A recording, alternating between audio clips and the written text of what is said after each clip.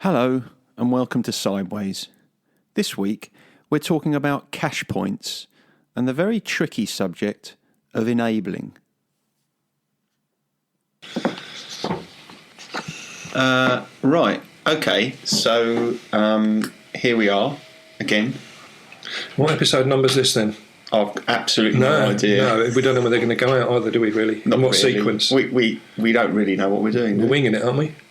Somewhat. Okay. I'm pleased with that. Yeah. So, what are we talking about? Well, I want to talk to you about Cashpoints.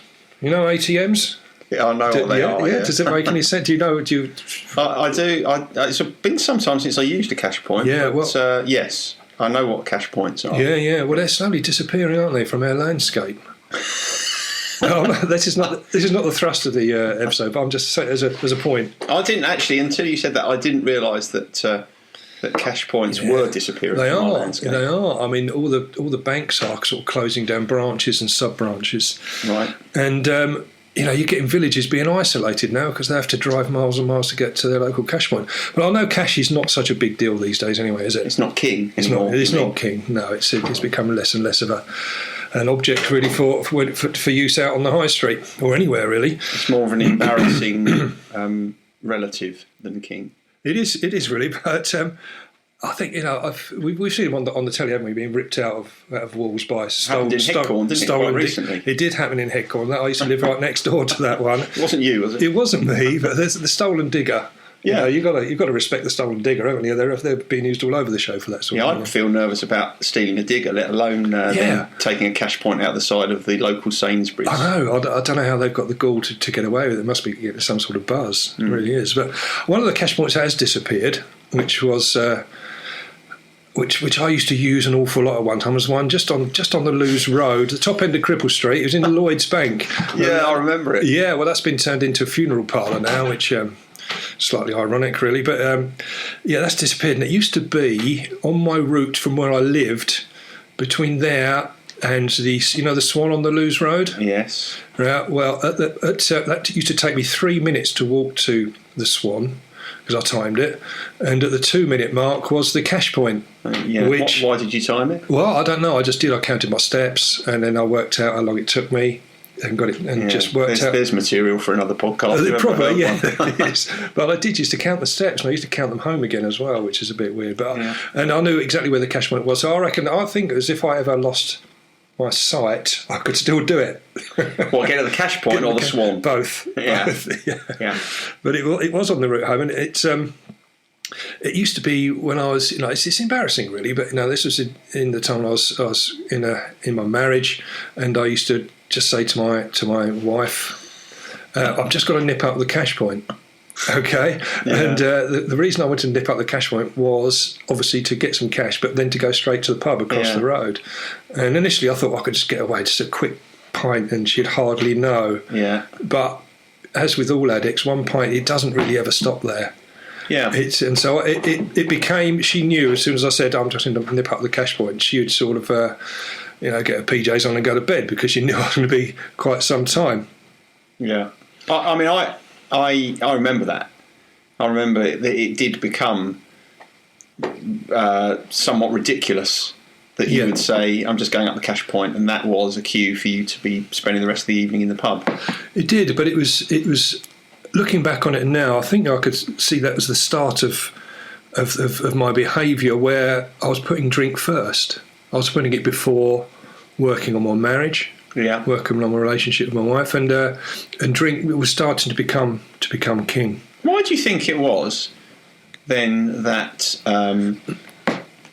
So you would say, I'm just going up the cash point, and there's an element of that which is actually quite funny, or it was at the time. Yeah. Don't put your tea near my laptop. And ew. Why do you think it was? I mean, everybody knew that you weren't going to the cash point. You were going to the pub. Yeah. What was it that stopped you from saying, "I'm just going to the pub"? Embarrassed. Right.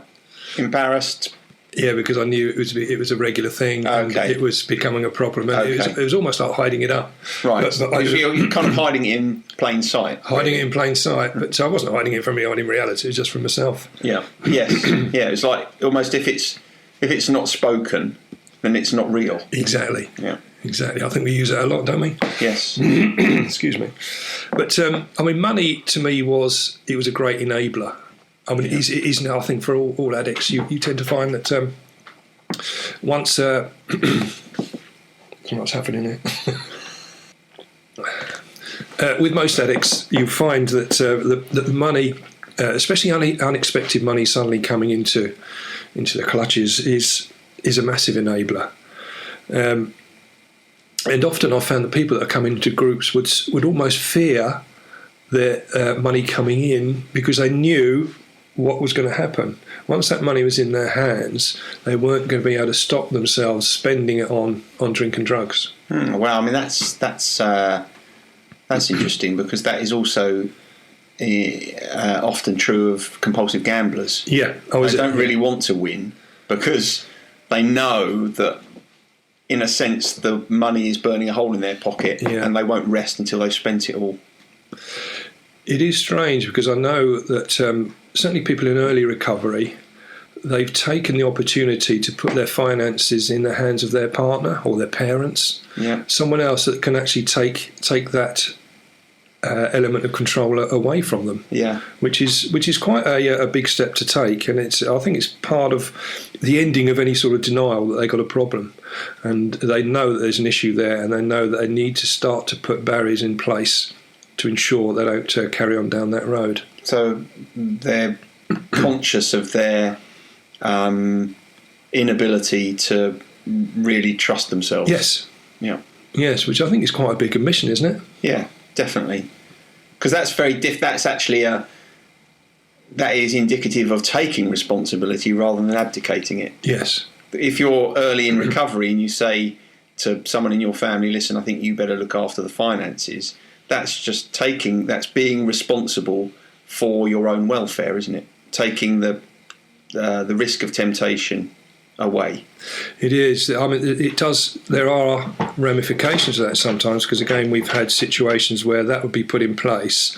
So that person then would then get money elsewhere, right? Which then they could then pull the wool over their partner's eyes. Could say, "Well, I haven't got any money to go and do this," and they just go and do it. Mm-hmm. So it's not a fail safe, but I always think it's a great step in the right direction. They are starting to take things seriously at that stage. Yeah, and it happens a lot. Yeah. But what I also want to talk about, so just going back to the Cashpoint theme, I remember seeing this on a documentary once, and I thought, "Well, that looks a bit strange." But having spent time with heroin addicts and opiate addicts over the years, it is a problem. Well, not say a problem, but it's a situation that comes along which I found difficult to understand at first, but now I sort of do, and that's when when on benefits day, a lot of people will get together and wait for that minute past midnight to click over, and they can start to withdraw their money. And they'd have little parties by a Cashpoint machine. Really? Yeah. I mean, there's a phrase that to describe these people, and I really don't like the phrase, but it was the gyro junkie. Crikey. Yeah, I know. And it happens. And I was going to go along to one.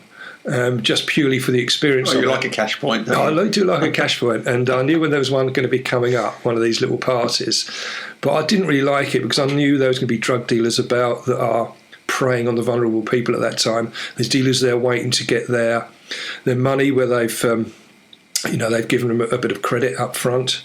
So it wasn't going to be a pleasant experience. So I didn't go along in the end. But having spoken to people that have been to them and seen the documentary on TV when it was addressed, I thought it was very sad, really. Yeah, because they're effectively just taking the money that they have to live with straight out of the Cashpoint, straight into the pocket of their dealer. Yeah. Yeah, especially if they've had it on tick. So they could, in fact, the whole of their benefits would be gone the minute they got it. So then they'd have to start up a new line of tick, either with the same dealer or with another dealer. And it was this horrible cycle that people were getting into. And a worsening cycle because your using doesn't stay stable, does it? It's likely to to increase over time. It doesn't. I remember I was in London on one occasion It was quite early in recovery. Like, I can't remember why I was up in London, but anyway, I'd gone up to London. I was still living in Headcorn, and the Headcorn line, it goes into London Bridge. And I remember I'd spent some time up in London, and I was coming back home, and I don't know if you know London Bridge, but there used to be, I don't know if it still is, but there was a couple of cash points just right in, just as you entered into the station, onto the platform. There's a couple of cash points there, and there was this guy sitting down next to this cash point on one occasion, and I went and sat down next to him, and just really to have a chat with him. But, first of all, I said, you're okay, and had a chat, and he said to me, it's really unusual for anyone to want to talk to me. And I said, well, I don't know what your situation is, but I'm a recovering alcoholic. I've had addiction problems. And I find it quite interesting, to see where it can lead people. And he was quite open about it. And it turned out he lived in Barming, so he's from this neck of the woods, and he'd gone up there, and that was his place of begging was right next to the cash point. The thought being that sitting there, people would take some out and pass a little bit across straight to him, which I think I didn't witness it happen whilst I was there, but apparently he said that it was quite a good spot to get. What would he do with that money someone gave him? Well, that's the thing. I mean, there's this whole debate, isn't there? This whole debate, should you give money to street beggars or to people that we don't know if they're homeless, but should we give them money, or should we not at that point? A lot of people do.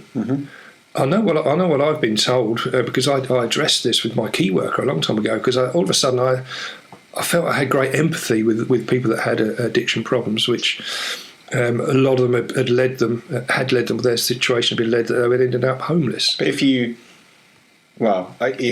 my view would be, if you give money to someone who's begging, there's a good chance that you're going to be enabling them. Exactly. That's the way I see it. I remember my key worker saying to me, by all means, you go and sit with them, which is what I did on this first occasion. I've done it since. I do try and lend an ear. I don't do it if I'm with someone else, or if I'm with my children or whatever. But if I'm on my own, I try and sit down and talk to these people. Yeah. And I've bought them coffees, and I bought them a sandwich and that sort of thing. But it's sort of strange, because I've found in Maidstone, because I know a lot of the recovery communities, sometimes I come across people that I know that are begging, and I know they're opiate users, and I sit down with them and say, look, I can't give you money, don't you? And they say, yeah, no, I understand that. But they just like to have a chat. It sort of validates them as people again, and I think that's a really important point, that they're still humans at the end of the day. They're just down on their luck. It could happen to any of us. And when you add an addiction problem in on top of that, I think it's a sad situation. And although I can't help directly, I think lending an ear, if we're all a little bit happier to treat them as humans and to speak to them and talk to them, I think you can get a lot out of it. But do you think the majority of people in that situation do welcome that? It's some and some. Yeah, it is. I think that would be, but the fact that it's some and some is probably one of the factors that would stop most people from doing that, from going and sitting down and talking. It would. I think it stops people engaging with them, because they don't know what they're going to come across, and a lot of people don't even like to be associated with those sort of people. I often wondered, when people do, they walk by, they toss 50p in their cup or whatever, whether they're doing it for that person, or whether they're doing it for themselves, whether they're doing it to make themselves feel better. Yeah, because I'd sitting down and talking to them, in my experience, there's some people who have been a bit suspicious, but generally after you've had a chat with them, etc., they tend to enjoy it, and then buy them a coffee on the way out. When I'm saying my goodbyes, I think it works quite well. An important point also is, I don't know what the answer is to this. Do we feel more sympathy for girls that are begging on the street than guys? That's an interesting question. It's not one I've ever thought about. My immediate response to that would be, in my experience, I've seen more men begging than women. I don't know if it would make a difference, actually. Maybe it should. Well, from my experience, certainly from my point of view, I think you feel a bit sorry. You think they're probably more vulnerable. Yeah. But I think that some of the street homeless do know that that's the choice, or that's the situation, because they will, if they're in a partnership, they will, the guy will sit way away from the site, Right. and the girls will do the begging because they get a better result. And I don't know whether that's just appealing to their sort of machismo of the people walking by and thinking that they're doing something and it's a girl and they're vulnerable, etc. But it's a obviously you didn't know I was going to ask you that question, but it was I've not thought about it, and faced with that situation, maybe it would stir some different emotion in me, but it's not something that I've noticed. What about, so we were talking about enabling, and so there's a risk there that you can be enabling people if they're begging on the streets and you give them money, but what about enabling actually in the home with an addict, with someone who's got a problem? How does that, what are your thoughts about that? How do people avoid doing that with someone who is in an active addiction? It's very tough, isn't it? Well, yeah, because if it's someone that you really care about and you really love, then it's a struggle to see them suffering either way, isn't it? Yeah, it is.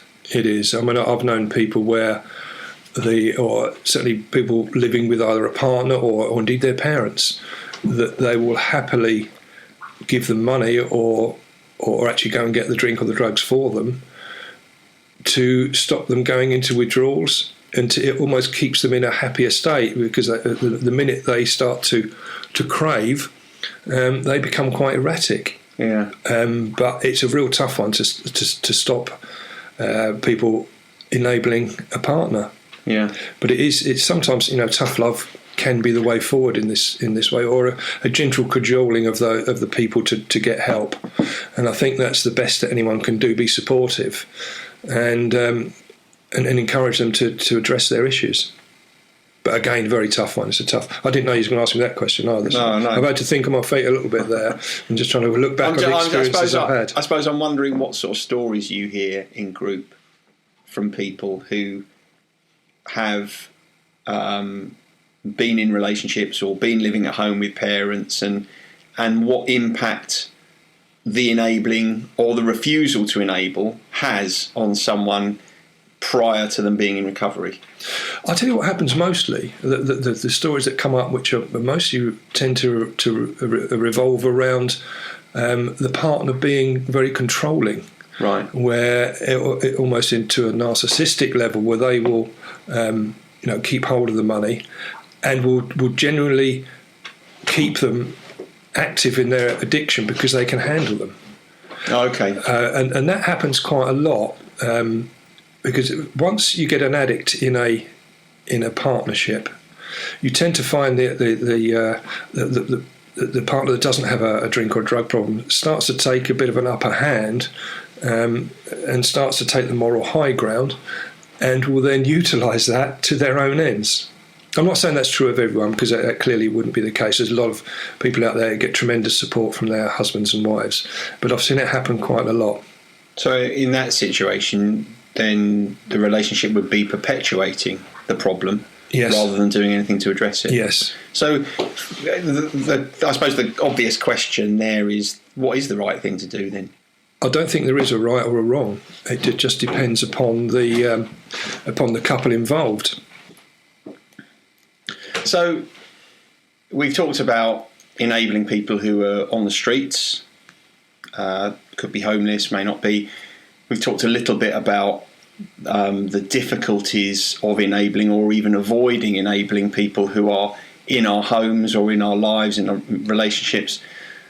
What about the responsibility, if there is a responsibility on society generally for enabling? So something we've spoken about before is minimum pricing. What's your view on that? I don't like it. Right. In a nutshell. And I think although it's been recently introduced into Scotland and they've seen a reduction in the sales of certain products that were priced up, very cheap cider, for example. When I've seen this happen, when I've seen just on a local basis, on a macro basis, on a micro basis, you see that the certain shops might put their prices up on certain products, and it will affect some people But the people that have addiction problems or alcoholics, they will just simply move to a different way of getting high, a different way of drinking, or indeed switch drugs altogether, which is just as bad. Isn't the reality that, with addiction, you'll get it one way or another? It doesn't really matter what you charge for it, does it? No, it doesn't. It makes no difference. It makes no difference to anyone that's actively involved in drinking to excess. The trouble is with alcohol, it's using basic economic terms, it's subject to the law of inelastic demand, which means that you can't, whatever the price is, it has very little effect on the demand. You get the normal supply and demand curves, and they interact, and that's where the price is set. But law of inelastic demand shows, for example, fuel that you put in your car. That isn't subject to elastic demand. You know that whatever the price is, you're going to pay that. Yes. And to an alcoholic, drink is as vital as that. So whatever the price is, they're going to get hold of it. Now, what happens then when the price does get too high? They simply turn to theft. Yes. And they'll get it by other means. And we've also seen when it's happened in the past where prices have gone up in certain areas, you get illegal hooch suddenly coming onto the market. That's interesting. I was just thinking about that. Yeah, we've seen it happen, especially when the borders are opened up and with the EU, etc., and the freedom of movement and freedom of people across borders. There was quite a lot coming in from the Eastern Bloc, or the former Eastern Bloc, into a country with illegal vodka. And a lot of that was on the streets. When it's like buying illegal drugs. It's mixed with all sorts of bits and pieces. But to an alcoholic who needs a hit, they're going to go down that route. So minimum pricing, to my mind, is very counterproductive. And it will force people into crime.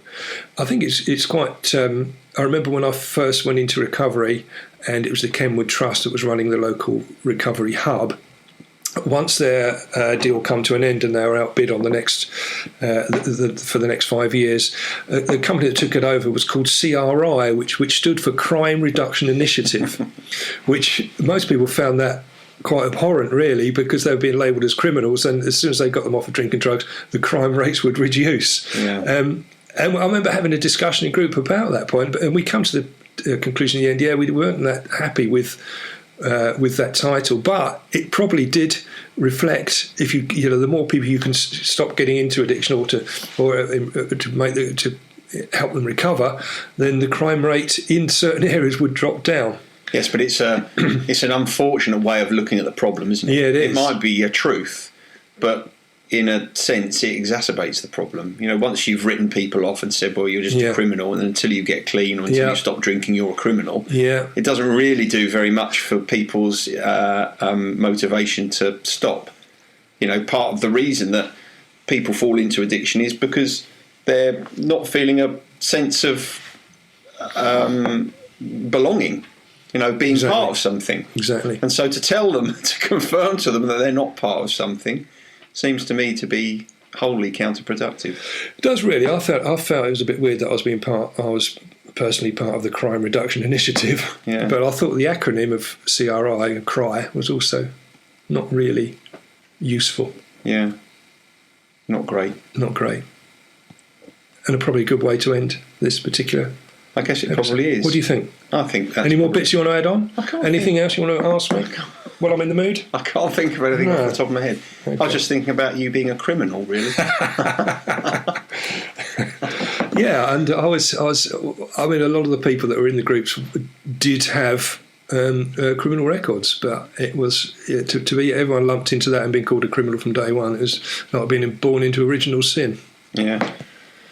Okay, well, that's good. So I think that's probably it for this week. We'll call that a day, shall we? I think we probably should. Do you know, I've had a really sore throat all the way through this, so I hope it's come out all right, but I think it's probably because I need a bit more tea. Yeah, well, I mean, it's okay. It will probably be a little bit irritating, but that won't be particularly different. There won't be anything from normal. I'm happy with that.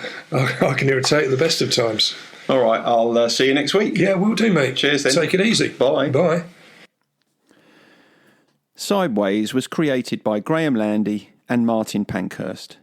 If you want to read more about our work, visit grahamlandywellbeing.co.uk cashpoints.com/sideways. You can follow us on Twitter, and you can email us if you have any questions or if you want to tell us anything that you think about the show.